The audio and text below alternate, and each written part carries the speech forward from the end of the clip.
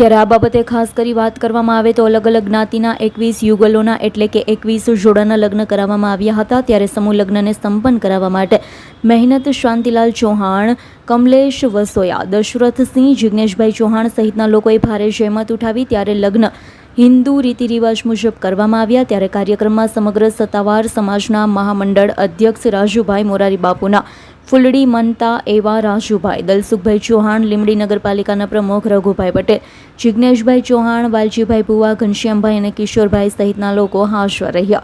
સમગ્ર કાર્યક્રમને એટલે કે લગ્ન વિધિને બકાભાઈ શાસ્ત્રી, દિનેશભાઈ શાસ્ત્રી દ્વારા વિધિવત યુગલોના લગ્ન કરાવ્યા હતા। અંદાજે 9,000 ઉપર લોકો પ્રસાદ લેવા માટે આવ્યા। લગ્ન સમૂહને સફળ બનાવવા માટે મેલડી માતા ધામ મંદિરના શાંતિ ભુવા અને તેમની ટીમ દ્વારા ભારે જહેમત ઉઠાવવામાં આવી। સમૂહ લગ્નના કાર્યક્રમની શરૂઆત સરસ મજાનો વરઘોડો કાઢી કરવામાં આવી હતી।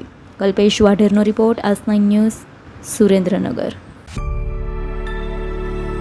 અમારી તમામ માહિતીથી અપડેટ રહેવા માટે જોડાયેલા રહો S9 ન્યૂઝ સાથે।